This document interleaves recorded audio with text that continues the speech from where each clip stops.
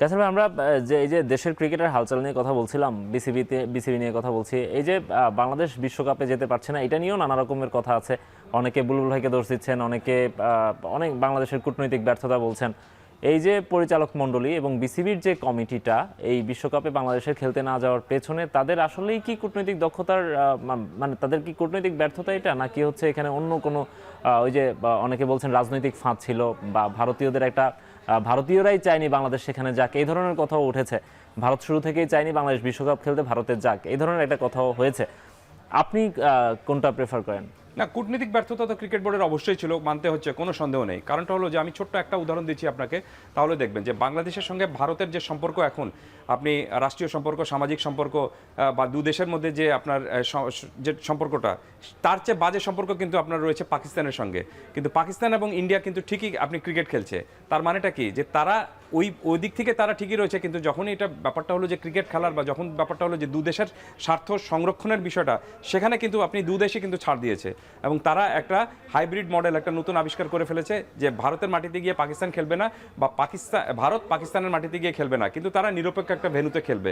এবং এটা 2027 সাল পর্যন্ত এই চুক্তিটা রয়েছে। কিন্তু তো আমি মনে করি যে বাংলাদেশের সঙ্গে যখন এই ধরনের জটিলতাটা তৈরি হয়েছে ভারতের এই বিশ্বকাপকে নিয়ে, তখন তারা শুধুমাত্র যে আমাদের সামনে অপশন কিন্তু একটাই ছিল, সেটা হলো যে আমরা ভারতের মাটিতে না, শ্রীলঙ্কার মাটিতে গিয়ে খেলবো। কিন্তু সেটা খেলতে হলে যে অপশনগুলো ছিল, যে আপনার আয়ারল্যান্ডের সাথে আমাদের সোয়াইপ করাটা, আয়ারল্যান্ড ওখানে খেলছে, আয়ারল্যান্ড এখানে খেলবে, আমরা ওখানে চলে যাব, এই যে সোয়াইপিং করাটা, অথবা আপনি অন্যান্য দেশগুলোর সাথে যে যোগাযোগ রাখাটা বা আপনার সমর্থন আদায় করাটা, সেই কাজটুকু কিন্তু করার জন্য আপনাকে ক্রিকেট ডিপ্লোমেসি করতে হতো। সেটা না করে আপনি এখানে যদি বিপ্লবী কায়দায় কথাবার্তা বলতে শুরু করে দেন, এবং আপনি আবেগ দেখাতে শুরু করে দেন, দেশপ্রেমকে টেনে আনেন, জাতীয়তাবাদকে টেনে নিয়ে আসেন এখানে, তখন আপনি ওই যে যুক্তির লড়াইয়ে যে জেতার বিষয়টা, সেই বিষয়টা কিন্তু মাথা থেকে হারিয়ে যায়। এবং সেখানেই আমি মনে করি যে বাংলাদেশ এই পুরো বিশ্বকাপে খেলছে না। এর চেয়ে এটা খুবই দুঃখজনক বিষয়। আমি নিজে সাংবাদিক হিসেবে কষ্ট পেয়েছি।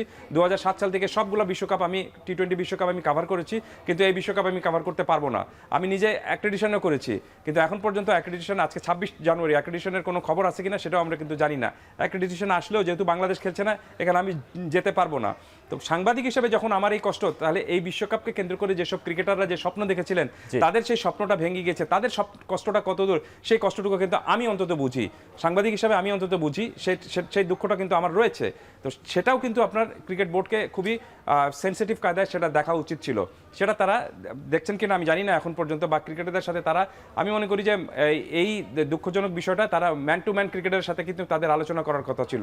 কোনো ক্রিকেটার হয়তো আর কোনোদিন বিশ্বকাপও খেলতে পারবেন না। এই বিশ্বকাপে যারা সুযোগ পেয়েছিলেন, একটা দুর্দান্ত একটা মানে সুযোগ তাদের সামনে ছিল।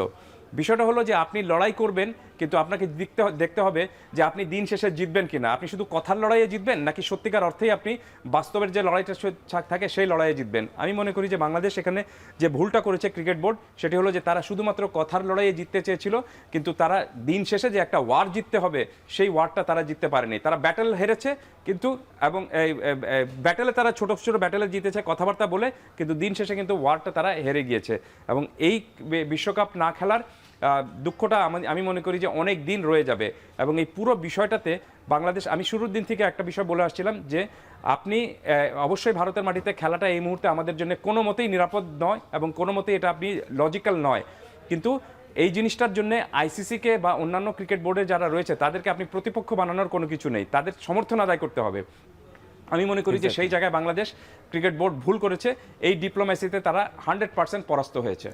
কাসের ভাই, আরেকটা ব্যাপার হচ্ছে আইসিসির নিরপেক্ষতা নিয়ে অনেকেই প্রশ্ন তুলছেন। সেটা শুধুমাত্র বাংলাদেশের না, সেটা বিশ্ব ক্রিকেটের সাবেক কিংবদন্তি যারা, তারাও কথা বলছেন। এবং খালি চোখেই এটা বোঝা যায় যে আইসিসি আসলেই নিরপেক্ষ না। অ্যাজ এ গভর্নিং বডি তারা কি তাদেরকে আরেকটু মানে এভাবে খোলাখুলি একদম নগ্ন হয়ে যাওয়ার ব্যাপারটাই কি হওয়া উচিত ছিল, নাকি তাদের আরেকটু আসলে রয়ে সয়ে কাজগুলো করা দরকার?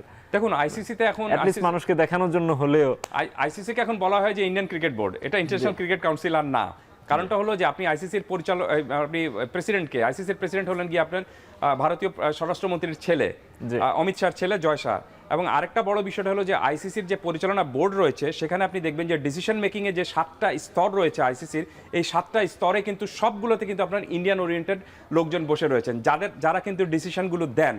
সো এখান থেকে আপনি বাংলাদেশ এখান থেকে যে কোনোভাবে তাদের স্বার্থটা ভারতীয় স্বার্থ বাদ দিয়ে তাদের স্বার্থটা মানে হাসিল করে বা তাদের স্বার্থটা জিতিয়ে এখান থেকে ফিরে আসতে পারবে বা জিতে আসতে পারবে, ইটস ভেরি টাফ থিং।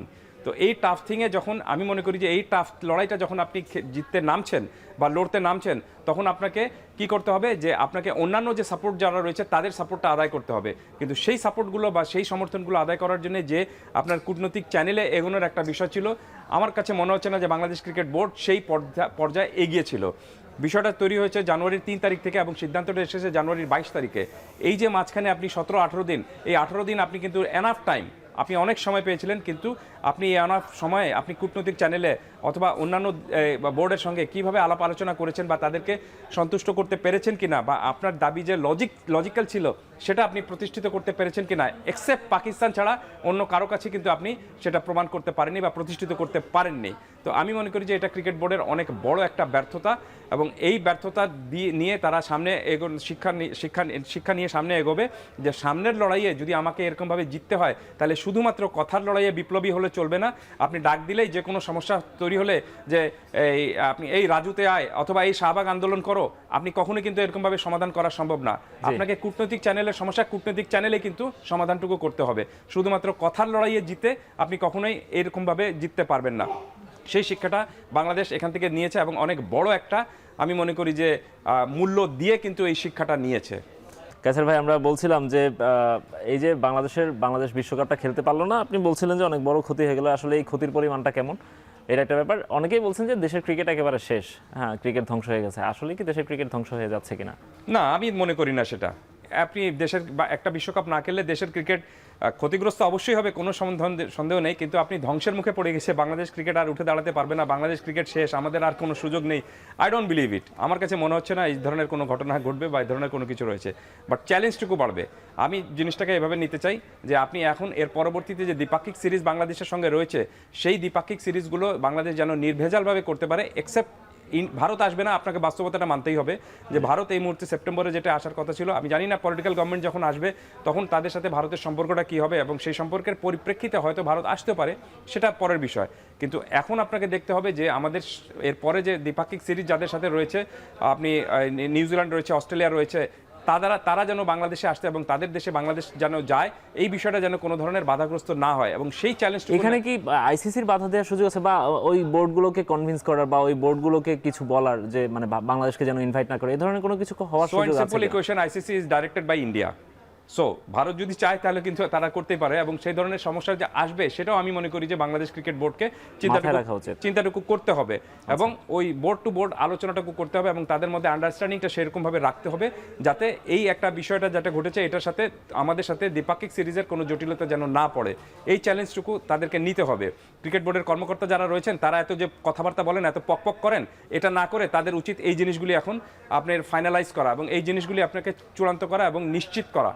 তাহলে দেখবেন যে পরবর্তীতে কি কি সমস্যা আসতে যাচ্ছে সেটা যদি আপনি আগে থেকে একটু ডায়াগনোসিস করে ফেলেন এবং সেটা কিভাবে সমাধান করা যায় সেটা যদি চিন্তা আপনি করেন, তাহলে আমার কাছে মনে হচ্ছে যে সমস্যার সমাধান করাটা একটু ইজি হয়ে থাকে।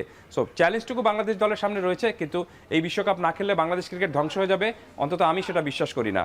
বেশি দূর যাব না, ছোট একটা উদাহরণ দিই, সেটি হলো যে আপনি ওয়েস্ট ইন্ডিজ দুবারের বিশ্বকাপ চ্যাম্পিয়ন হয়েছিল, ওয়ানডে বিশ্বকাপ যারা চ্যাম্পিয়ন হয়েছিল, 2023 বিশ্বকাপ তারা কিন্তু খেলতে পারেনি। তাদের ক্রিকেট কি ধ্বংস হয়ে গিয়েছে? ওয়েল, আপনি হয়তো বলবেন যে তারা তো বয়কট করেনি, কিন্তু তারা তো সেই বিশ্বকাপও খেলেনি। আপনি এভাবেই এই বিশ্বকাপটাকে বাংলাদেশের হিসাবে চিন্তা করেন। বিষয়টা হলো যে এই সমস্যার কারণে বাংলাদেশের ইন্টারন্যাশনাল ক্রিকেটে কূটনৈতিক যে ক্রিকেট যে ডিপ্লোমেসি রয়েছে, সেই ক্রিকেট ডিপ্লোমেসিতে আমাদেরকে এখন জিততে হবে, এবং সেই ক্রিকেট ডিপ্লোমেসি যদি আপনি ভালো মতো না করতে পারেন তাহলে আপনার সামনে সেই সমস্যাটুকু বাড়বে। সো আপনার সামনে কিভাবে সমস্যার সমাধান করতে হবে সেটা আপনার জানা রয়েছে, এবং সেভাবেই আপনাকে এখন এগোতে হবে। কিন্তু সেটার জন্য যে শুধুমাত্র বাংলাদেশ ক্রিকেট বোর্ডকেই এগোতে হবে তা কিন্তু না, সাপোর্টটা চারিদিক থেকে লাগবে, ইভেন আপনি মিডিয়ার কাছ থেকেও লাগবে, আপনি মিডিয়ার সমর্থনটুকু আপনার লাগবে। তো সব কিছু মিলে সেখানে যদি চারিদিক থেকে সেই সমর্থনটুকু এবং সেভাবে যদি কাজ করা যেতে পারে, তাহলে আমার কাছে মনে হচ্ছে না যে বড় কোনো ধরনের জটিলতার মধ্যে বাংলাদেশ পড়বে, শুধুমাত্র আর্থিক ক্ষতি এবং ওই র্যাঙ্কিংয়ে পিছিয়ে যাওয়া ছাড়াটা। তবে চ্যালেঞ্জটুকু অবশ্যই রয়েছে বাংলাদেশ দলের সামনে, এবং সেই সঙ্গে মনে রাখতে হবে যে সামনের সময়টুকুতে যে জটিলতায় বাংলাদেশ এখন পড়েছিল এবারের এই বিশ্বকাপকে কেন্দ্র করে, সেরকম কোনো বিষয় যেন না আসে, এবং সেটা যদি আসে তাহলে সেটা যেন বিশ্বকাপের সূচি ঘোষণা হওয়ার পর যেন আমি ঘোষণাটুকু না দেই, সেটা যেন আমি আরেকটু আগে থেকে জানাতে পারি যে আমি ওখানে খেলতে গিয়ে খুব একটা সিকিউর ফিল করছি না। এক্স্যাক্টলি, আমরা আশা করব কায়সার ভাই বাংলাদেশ ক্রিকেট বোর্ড এই ঘটনাটা থেকে শিক্ষা নেবে এবং ক্রিকেটকে কিভাবে এগিয়ে নেওয়া যায় সেই কাজটুকু তারা করবে এবং ভাববে। আপনাকে অসংখ্য ধন্যবাদ আমাদেরকে স্টুডিওতে এসে সময় দেওয়ার জন্য। এখন শেষ করছি এখন মাঠের আজকের আয়োজন। এখন টেলিভিশন ওয়েবসাইটে দেখুন www.এখন.tv, এছাড়া ফেসবুকে দেখুন facebook.com/tv.এখন, ইউটিউবে এখন টিভি দেখুন youtube.com/c/এখন tv।